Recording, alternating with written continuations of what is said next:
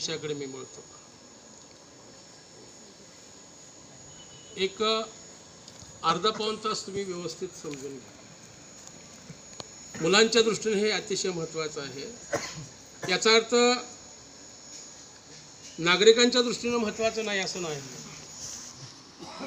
त्यांनी समजून घ्या व्यवस्थित. एक लक्षात घ्या,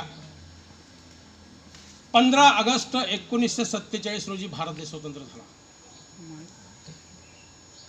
आणि 26 नोव्हेंबर 1949 रोजी या देशाचं संविधानकार विश्वभूषण डॉक्टर बाबासाहेब आंबेडकर यांनी देशाला बहाल केलं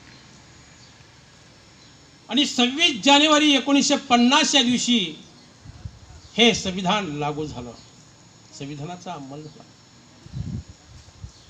काय आहे हे संविधान? काय आहे ही भारतीय राज्यघटना?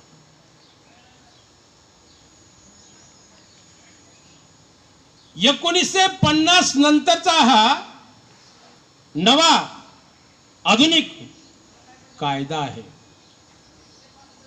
1950 नंतरची ही नवी आधुनिक समाज व्यवस्था आहे. याचा अर्थ 26 जानेवारी 1950च्या पूर्वी इथे एक कायदा होता, इथे एक समाज व्यवस्था होती.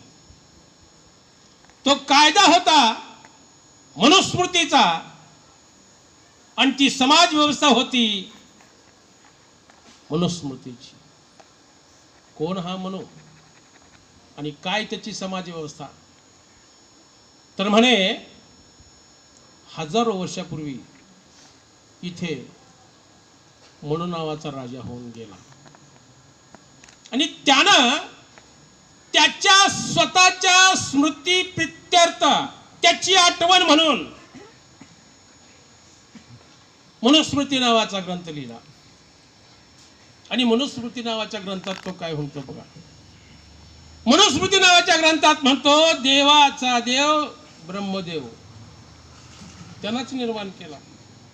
देवाचा देव ब्रह्मदेव आणि या ब्रह्मदेवाच्या तोंडातून पहिल्या वर्णाचा जन्म झाला म्हणून त्या पहिल्या वर्णाला विद्या घेण्याचा आणि विद्या देण्याचा अधिकार. कारण त्याचा जन्म तोंडातून झाला. ब्रह्मदेवाच्या बाहूतून क्षत्रियाचा जन्म झाला म्हणून हातात तलवार घेऊन लढाई करण्याचा अधिकार क्षत्रियाला. ब्रह्मदेवाच्या कशाला टाळी वाजव हे तर समजलं पाहिजे. व्यवस्थित समजून घ्या. आपण ही व्यवस्था कशी चुकीची होती हे सांगतो, तुम्ही टाळ्या वाजवतो. म्हणजे हे आमचं शिक्षण आणि हे आमची समजून घेण्याची पद्धत. ठीक आहे. ब्रह्मदेवाच्या नाभीतून वैश्याचा जन्म झाला म्हणून व्यापार करण्याचा अधिकार वैश्याचा आणि ब्रह्मदेवाच्या पायातून शूद्राचा जन्म झाला म्हणून जिथे नाक धरावं लागतं अशा प्रकारची वाटे त्यांच्या वाट्याला. वर्ण 4, चौथ्या वर्णामध्ये जाती हजारो. प्रत्येक वर्णाची त्याच्या वाट्याला जे काम आलं होतं त्या कामावरून त्याची जात निश्चित झाली. प्रत्येक जातीचे संस्कार वेगळे, प्रत्येक जातीचे देव वेगळे, प्रत्येक जातीच्या रूढी रिवाज वेगवेगळे, जेणेकरून भविष्यात ते कधीच एकत्र येऊ नयेत. नियोजन बरोबर केलं. अशी व्यवस्था एक नाही, दोन नाही, हजारो वर्षे इथं चालत आलेली होती. आजही काही अंशी आहे. हा जुना कायदा. या जुन्या कायद्यानं कोणत्या तरतुदी आहेत बघा. जातपात, देवधर्म, पूजा अर्चा, उपास तापास, नवस सायास, अनेक प्रकारचे कर्मकांड. आकाशात जे ग्रह आहेत, शनीची बाधा, मंगळाची बाधा, कोणतेही काम करायचं असेल, पंचांग पाहणे, मुहूर्त काढणे, कोणतेही काम करायचं असेल, अगरबत्ती लावणे, नारळ फोडणे, ही व्यवस्था आजही सुरू आहे. आणि या व्यवस्थेनं भारतीय समाजाला शिक्षण नाकारलं होतं.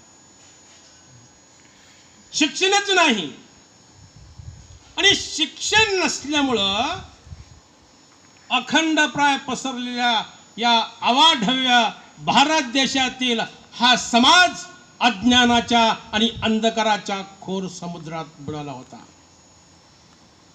ह्या जुन्या कायद्यानं सांगितलं होतं, तोच करता करविता, आम्ही तेच स्वीकारलं. आणि चांगलं झालं तर त्याच्यावरती सोपवून टाकायचं, वाईट झालं तर त्याच्या बाबतीत आमचं काहीतरी चुकलेलं आहे. काल्पनिक देव, त्याच्या बाबतीत आमचं काहीतरी चुकलेलं आहे. कोणतरी गावात असतो, तो सांगतो, आणि मग तुमचं हे चुकलेलं आहे, तुमचं ते चुकलेलं आहे, हे करायचं आहे, ते नवस करायचं आहे. आणि त्यामुळं हा संपूर्ण भारतीय समाज पूर्वी अडकलेला होता, आजही त्याच व्यवस्थेत अडकलेला आहे. पहा, याविषयी संत गाडगे महाराज काय म्हणतात बघा. गाडगे महाराजांनी मूर्तीपूजेला विरोध केलेला आहे, काल्पनिक देव शिव नाकारलेला आहे गाडगे महाराजांनी. गाडगे महाराज म्हणतात, दगडाची देवा घेता डोई, दगडाची देवा घेता डोई, कपाळ फुटेल परंतु मोक्ष नाही. दगडाची देवा जोडून ये हात, दगडाची देवा जोडून ये हात, करून घेऊ घात, करून घेऊ घात. हे गाडगे महाराजांनी आयुष्य, गाडगे महाराजांचा फोटो तुम्ही लावला इथं बघा, त्यांनी त्यावेळेस सांगितलेलं आहे हे चुकीचं आहे. आम्ही फक्त फोटो लावतो, पूजा करतो, ऐकाच कोणी नाही. समाजाने ऐकलं गाडगे महाराजांचं. समाजाची रीतच अशी आहे. पहा, समाजाची रीत अशी आहे, चांगलं अंगवळणी पडत नाही, वाईटाचं अनुकरण ताबडतोब होतं. त्यांनी आयुष्यभर लोकांना जागृत करण्याचा प्रयत्न केला, लोकांनी त्यांचं स्वीकारलेलं नाही. आणि मग अशा पद्धतीनं या भारत देशाचं मार्गक्रमण सुरू होतं. पहा, एक नाही, दोन नाही, हजारो वर्ष कोणाचा कोणाला ताळमेळ नाही. का सगळी विषमता, एक जात दुसऱ्या जातीला स्पर्श सुद्धा करून घेऊ शकत नव्हती. पहा, आणि मग ऐकून घ्या, 14 एप्रिल 1891 मध्य प्रदेशातील महू या गावात एका महान सूर्याचा जन्म झाला.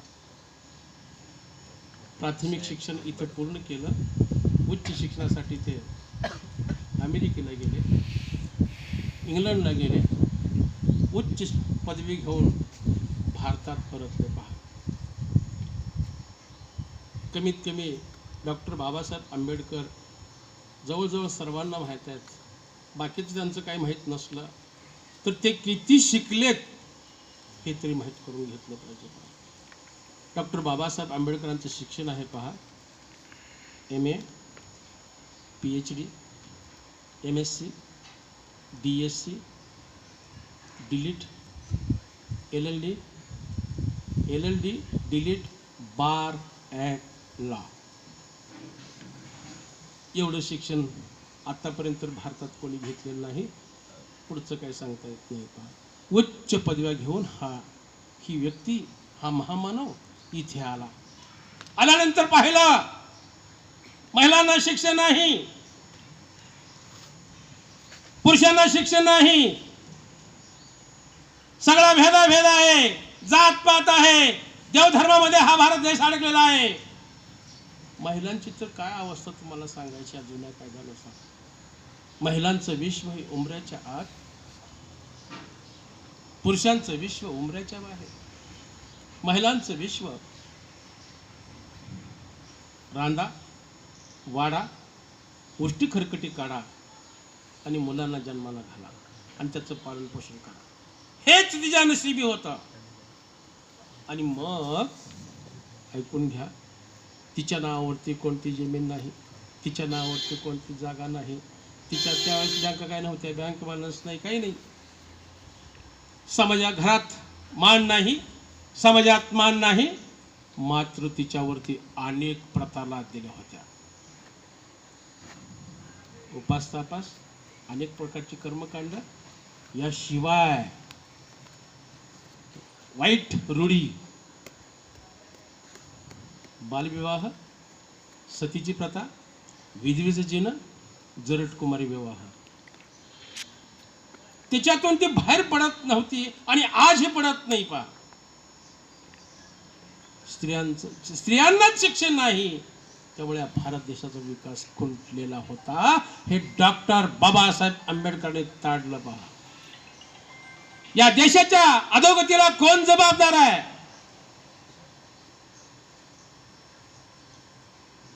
या देशाची प्रगती का थांबलेली आहे? डॉक्टर बाबासाहेब आंबेडकर हे अतिशय विद्वान व्यक्ती होते. त्यांनी मानवाच्या उत्पत्ती शास्त्राचा अभ्यास केला, मानववंशशास्त्राचा अभ्यास केला, भारतीय संस्कृतीचा अभ्यास केला, जगाच्या संस्कृतीचा अभ्यास केला, जगामध्ये जेवढे धर्म आहेत त्या सर्व धर्मांचा अभ्यास केला आणि त्यातून निष्कर्ष निघाला. पहा, या माणसाच्या प्रगतीला हा जुना कायदा जबाबदार आहे. तो जुना कायदा संपवल्याशिवाय या देशाची प्रगती होत नाही. म्हणून डॉक्टर बाबासाहेब आंबेडकरांनी काय केलं बघा, हा जुना कायदा तुम्हाला सांगितलेला मी आता, तो जुना कायदा हातात घेतला आणि कुठे गेले? रायगडाच्या पश्चिमेला 25 किलोमीटर अंतरावरती महाड नावाचं गाव आहे. तो जुना कायदा हातात घेतला.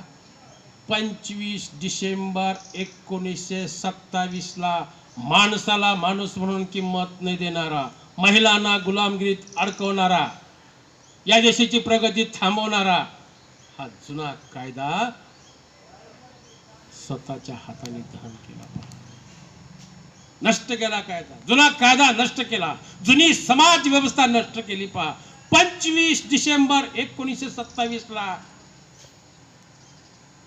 आम्ही जे बाबासाहेब आंबेडकरांनी नष्ट केलेलं आहे ते आमच्या डोक्यात कायमचं राहिलेलं आहे. जे नष्ट केलेलं आहे ते आमचा कुलस्वामी आम्हाला आठवतो, आमचे देव आठवतात, सगळे रीतिरिवाज आठवतात, परंतु हे नष्ट केलं आंबेडकरांनी ते बघायला कोण जात नाही. पहा, आजही तिथे महाडला मनुस्मृती दान स्तंभ आहे, ते पाहायला कोण जात नाही. अगोदर आंबेडकरांनी हे नष्ट करून टाकलेलं आहे.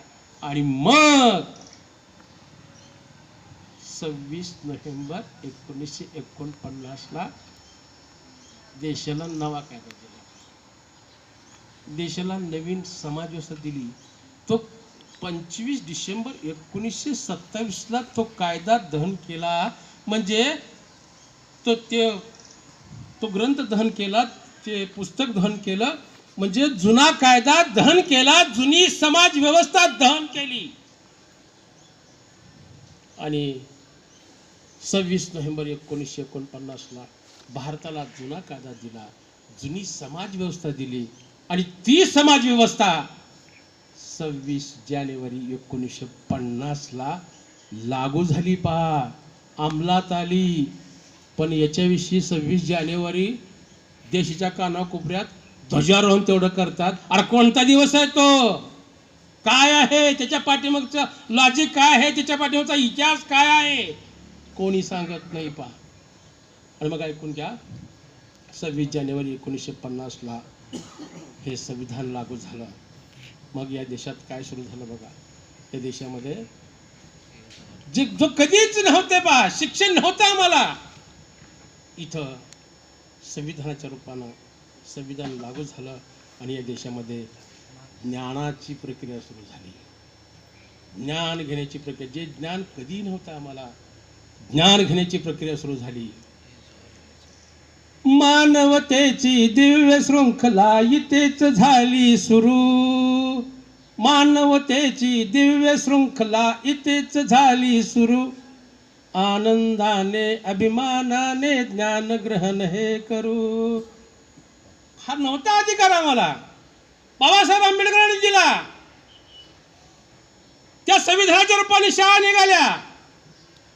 मुले शाळेत जाऊ लागली. भारतीय राज्यघटनेचं कलम क्रमांक 21 क आणि 45 कलमानुसार प्राथमिक शिक्षण सक्तीचे मोफत केलं. का जे कधीच अधिकार नव्हता संविधानामुळे मिळाला. आणि मग इथं ज्ञान घेण्याची प्रक्रिया सुरू झाली. मानवतेची दिव्य शृंखला इथेच झाली सुरू. आनंदाने अभिमानाने ज्ञान ग्रहण हे करू. कळ्या उमलल्या, इथं बसलेत बघा, कळ्या उमलल्या जीवनी फुलला ज्ञानाचा हा मळा. समतेचा अन स्वातंत्र्याचा गिरवू येते धडा. बंधुत्वाच्या या मार्गाने प्रवास सारे करू.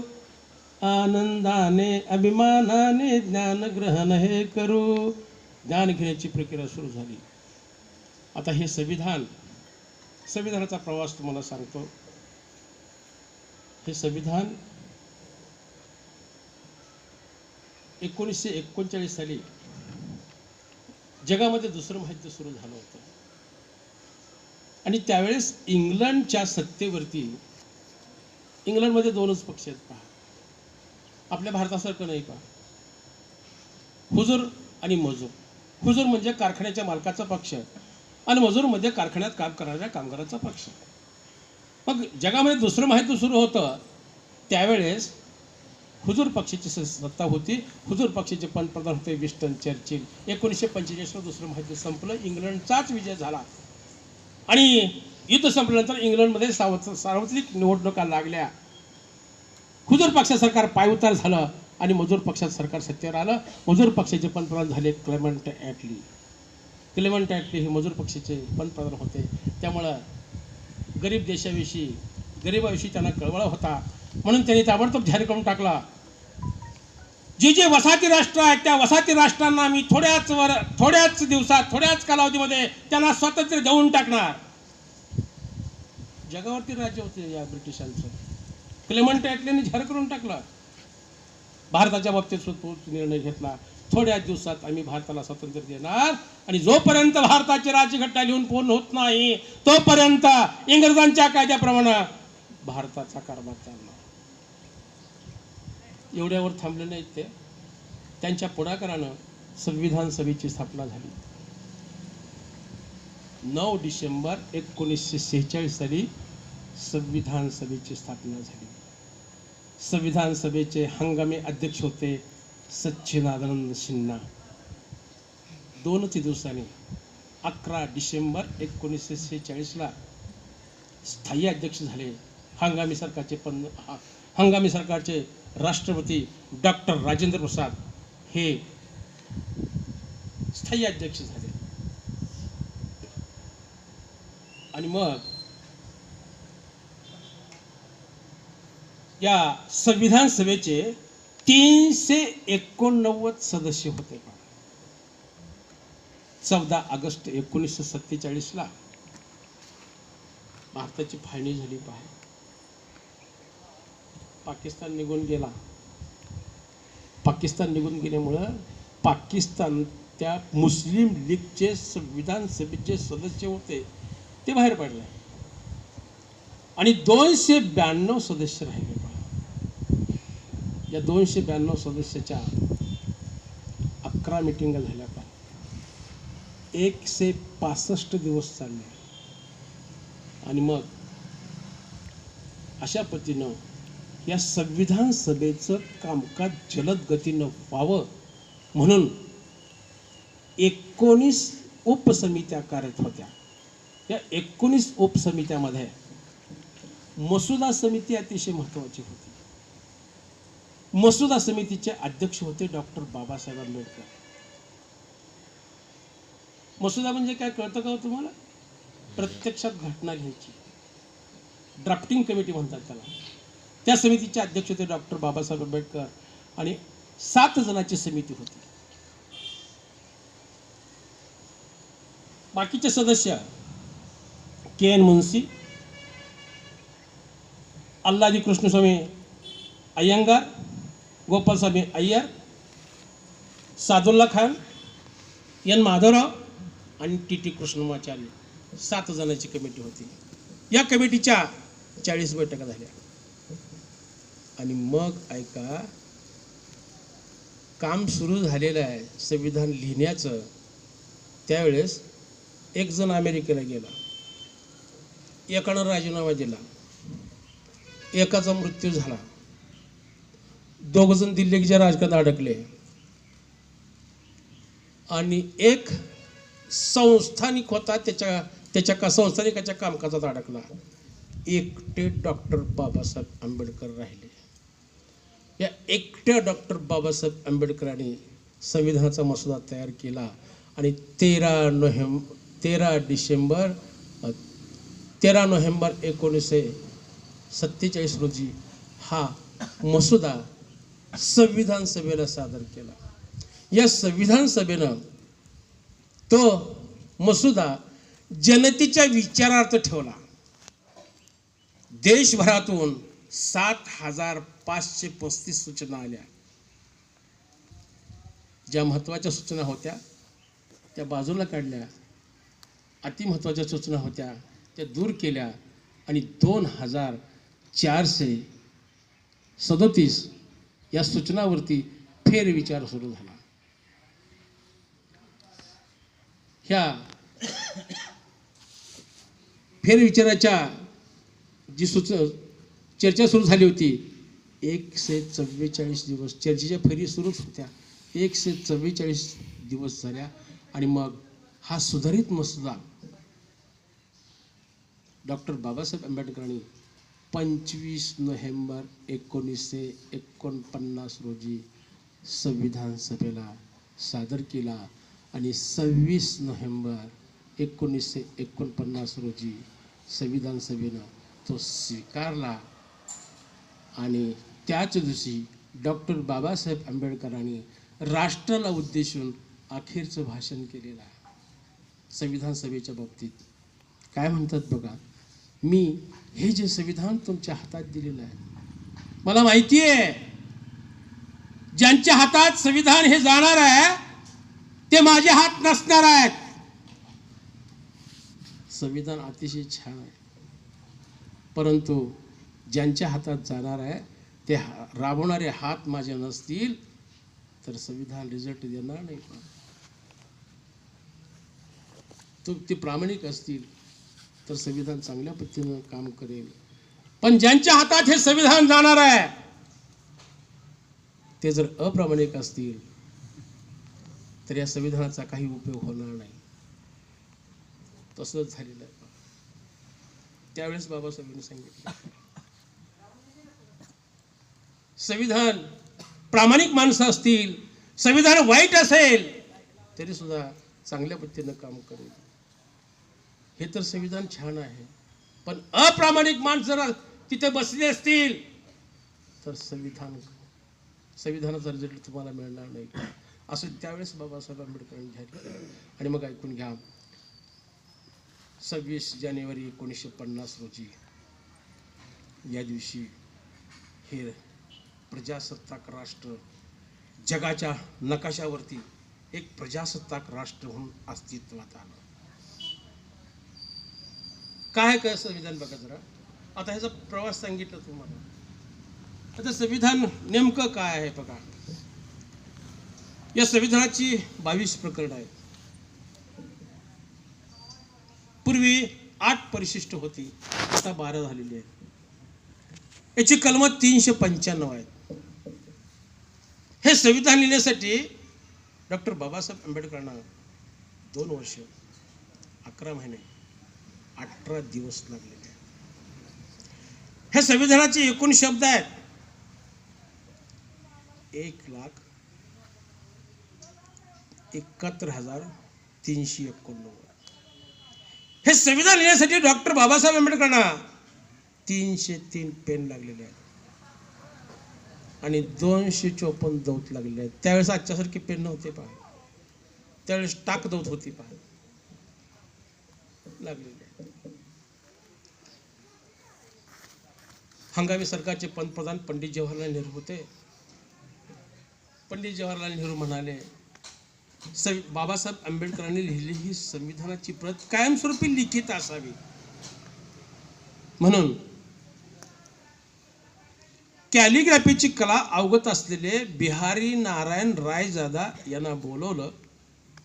डॉक्टर बाबासाहेब आंबेडकरांनी लिहिलेलं संविधान त्या कॅलिग्राफीच्या कलेत बिहारी नारायण रायजादा यांनी लिहिलं. त्याला 6 महिने लागले. पहा, संविधानाच्या अंतर्गत सजावटीचं काम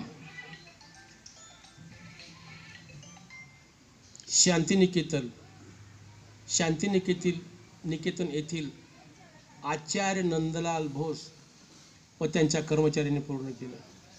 संविधानाची जी उद्देशिका आहे, या उद्देशिकेचं आणि संविधानाच्या आतील पानावरचं नक्षीकामाचं काम जबलपूरचे व्यवहार मनोहर यांनी पूर्ण केलं. आणि मग हे संविधान जनतेचा आत्मा आहे, जनतेचा प्राण आहे, हे कायमस्वरूपी असंच राहावं म्हणून दिल्लीच्या संसद भवनमध्ये सम्राट अशोक हॉल नावाचा सभागृह आहे. पहा, त्या सभागृहामध्ये डॉक्टर बाबासाहेब आंबेडकरांनी लिहिलेली ही संविधानाची मूळ प्रत हेलियम वायूत जनतेच्या हितार्थ आजही पाहायला मिळते.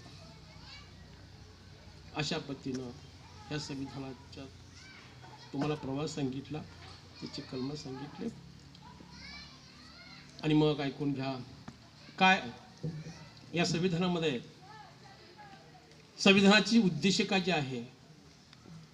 पहिल्याच पानावरती आपण संविधान हातामध्ये घेतलं, त्याचं पहिलं पान उघडलं की पहिलं पृष्ठ उघडल्यानंतर पहिल्याच तुमची क्रमिक पुस्तक असू द्या किंवा संविधानाचं तो पुस्तक असू द्या, तो ग्रंथ असू द्या, पहिलं पृष्ठ उघडलं की आत उद्देशिका येते. पहा, उद्देशिकाचा अर्थ काय माहिती आहे का? कोण सांगतं का?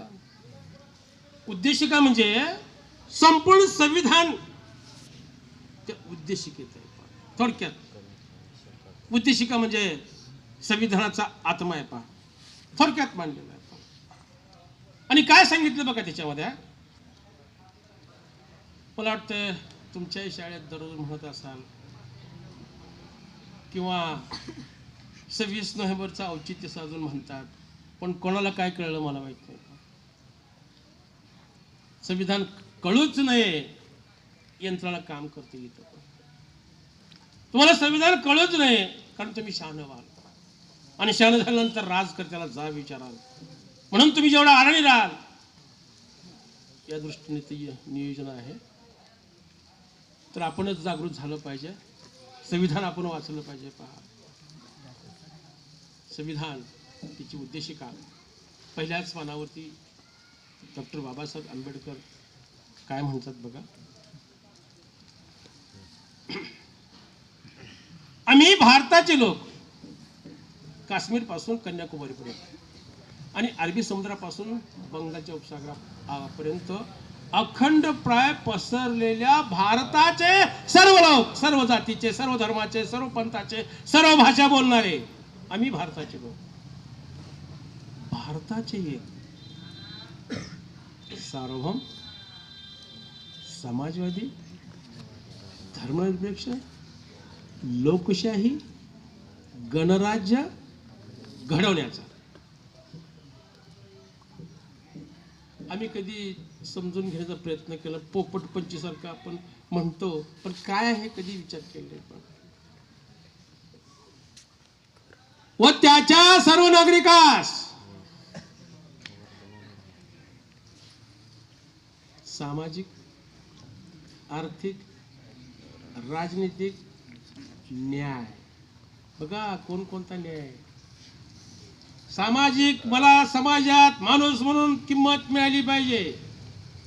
संविधान सांगतंय सामाजिक, आर्थिक, ठराविक लोकांचा विकास व्हायला लागला. आर्थिक आमचा कधी होणार. न्याय संविधानात सांगितलं, आम्ही संविधान वाचत नाही. पहा, सामाजिक, आर्थिक, राजनीती. आम्हाला सुद्धा राजकारणामध्ये संधी मिळाली पाहिजे, न्याय मिळाला पाहिजे. सामाजिक, आर्थिक, राजनीतिक न्याय, विचार हवा हा अधिकार नव्हता पहिल्या कायद्यात. पहिला कायदा सांगितला तुम्हाला विचार करण्यास सुद्धा स्वातंत्र्य नव्हतं. विचार, अभिव्यक्ती म्हणजे तुमचं मत मांडण्याचा अधिकार, बोलण्याचं स्वातंत्र्य नव्हतं जुन्या कायद्यात. तुम्हाला भारतीय संविधानानं तुम्हाला दिलं, भारतीय राज्यघटनेचा कलम क्रमांक 19, अभिव्यक्ती स्वातंत्र्य. आणि त्याच स्वातंत्र्याचा लाभ घेऊन मी तुमच्या समोर उभा आहे. मला कुठे बोललं असतं, ती कलम नसतं तर मी इथं आलोच नसतो, आणि संविधान नसतो मी शिकलोच नसतो, आणि संविधान नसतो तर मी नोकरीला लागलोच नसतो, आणि संविधान नसतं माझा एक मुलगा डॉक्टर, माझा एक मुलगा इंजिनियर झालाच नसतो. संविधानाची देण आहे. आणि मग ऐका, त्या संविधानामुळं मला इथं बोलण्याचा अधिकार मिळाला. अभिव्यक्ती स्वातंत्र्य, विचार, अभिव्यक्ती, श्रद्धा, उपासना यांचे स्वातंत्र्य. नीट आहे का? गोलमाल कसं होतं बघा. आम्ही कधी विचार करत नाही, आम्हाला कधी शिकवले नाही. तुमच्या प्रशासनाचं मी आभार मानतो, विशेषतः वाघमोडे सरांचे मी आभार मानतो. कुठेतरी चर्चा झाली असेल आणि सरांनी निरोप द्या म्हटले असतील म्हणून मी आलो. येनकेन प्रकारे तुमच्यापर्यंत हे विचार चालले, त्यामुळं मी शतशः त्यांचा आभारी आहे. कुठे चर्चा होऊ दे, जाऊ द्या मुलांपर्यंत, कारण उद्या हे मुलं भारताचं भविष्य आहे. त्यांना भारत चालवायचा आहे, भारताचं भविष्य यांच्या हातात आहे. विचार, अभिव्यक्ती, श्रद्धा, उपासना यांचे स्वातंत्र्य. कोणकोणतं स्वातंत्र्य बघा तुम्हाला. तुमचा जन्म ज्या धर्मात झाला,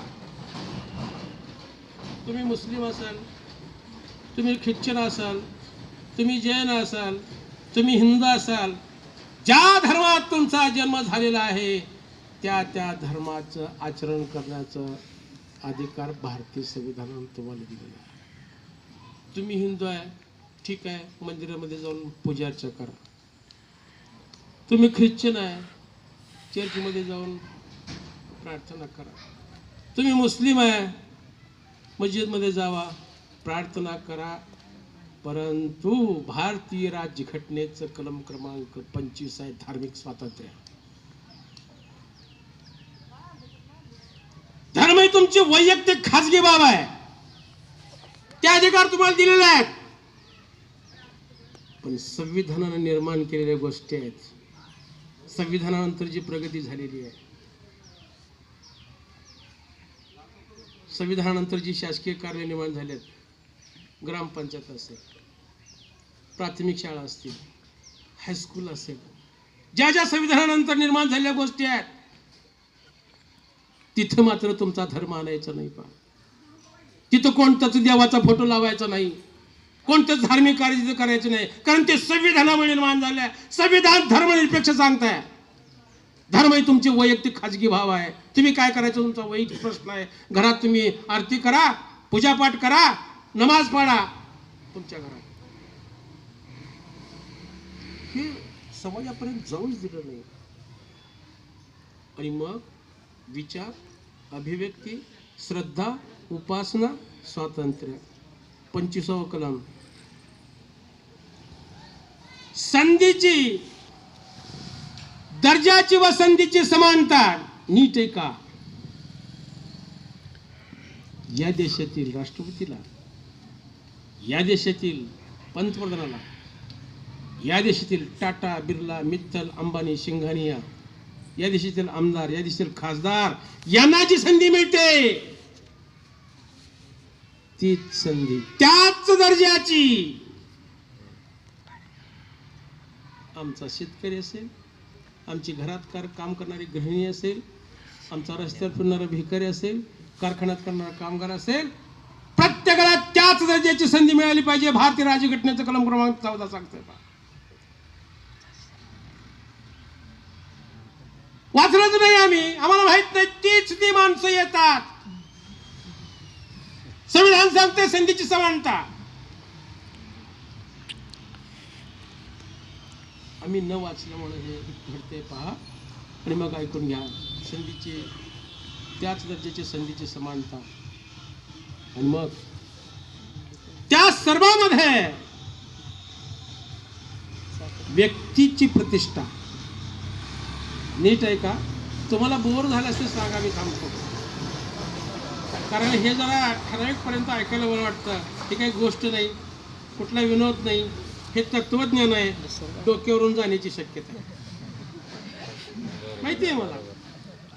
मग ऐकून घ्या. या सर्वांमध्ये व्यक्तीची प्रतिष्ठा. माणूस म्हणून प्रत्येक ठिकाणी ग्रामपंचायत पासून संसदेपर्यंत तुम्हाला व्यक्ती म्हणून तुमचा सन्मान झाला पाहिजे. कारण हे लोकांचा देश आहे, लोकशाही पद्धत स्वीकारलेली आहे. त्यामुळे व्यक्ती म्हणून तुम्हाला सन्मान झाला पाहिजे. व्यक्तीची प्रतिष्ठा, राष्ट्राची एकता. स्वतःची प्रतिष्ठा जपत असताना, स्वतःचा सन्मान मिळवत असताना याचं भान ठेवलं पाहिजे. राष्ट्राची एकी कायम राहिली पाहिजे. राष्ट्राची एकता, एकात्मता यांचे आश्वासन अनेक धर्म आहेत. एका घरात जसे अनेक बहीण भावंड राहतात. भारत देश एक कुटुंब आहे. अनेक धर्माचे, अनेक जातीचे लोक इथे राहतपणे प्राप्त करून अशोधनीय बंधुता प्रवर्धित करण्याचा संकल्प करून बंधुभावाच्या नात्याने वागणार असा आम्ही आज ठाम निश्चय घेतोय. ठाम ठरवतोय. आम्ही संकल्प करून आमच्या संविधान सभेमध्ये जी 292 लोकांची संविधान सभा, त्यात ठरलंय पहा. इथून पुढे आम्ही काय करणार आहे. आमच्या संविधान सभेमध्ये आज दिनांक 26 नोव्हेंबर 1949 रोजी याद्वारे त्यांची सभा झाली. त्यानुसार ते 292 कोण होते माहितीये का? देशाचं नेतृत्व. म्हणजे पूर्ण देशाने ठरवलाय. याद्वारे अंगीकृत स्वीकारले आता आम्ही अधिनियमित. आता स्वीकारलंय. इथून पुढे संविधानात सांगितले त्या पद्धतीने वागणार आहे. घडत नाही तसं. संविधान स्वीकारले, परंतु वागणूक कशी बघा. जे आंबेडकरांनी हे खोटं आहे, हे थोटांड आहे, ह्यामुळे तुमचा विकास होत नाही. म्हणून 25 डिसेंबर 1927 ला रायगडच्या पायथ्याशी जे दहन केलंय ते आम्ही घरात आणून ठेवलंय. रोज त्याची पूजा आहे. मात्र आमचा विकास 26 जानेवारी 1950 नंतरचा. ज्यावेळेस 26 जानेवारी 1950च्या पूर्वी बघा, इथे कोण शिकलं होतं का? कोण शिकलं होतं का बघा. आज आपण पाहायला मिळतं आपल्याला. हे संविधानाच्या तरतुदीमुळे सगळे शिकले आहेत पहा. आणि संविधानाच्या तरतुदीमुळेच ज्यावेळेस संविधान लागू झालं त्यावेळेस परिस्थिती अशी होती पहा. या गावामध्ये कोणतेही गाव घ्या, या गावामध्ये कोणताही रस्ता नव्हता, शाळा नव्हती, लाईट नव्हती, काही नव्हतं. आणि 1950च्या पूर्वी प्रत्येकाच्या घरात डोकावून पहा, कोणीही शिकलेलं नव्हतं, शिक्षणच नाही. त्यामुळं आज जे प्रत्येक घरात शिकलेले दिसतात, नोकरीला दिसतात, ग्रामसेवक, तलाठी, शिक्षक, प्राध्यापक, तहसीलदार, BDO, फौजदार, कलेक्टर, इंजिनियर हे सगळे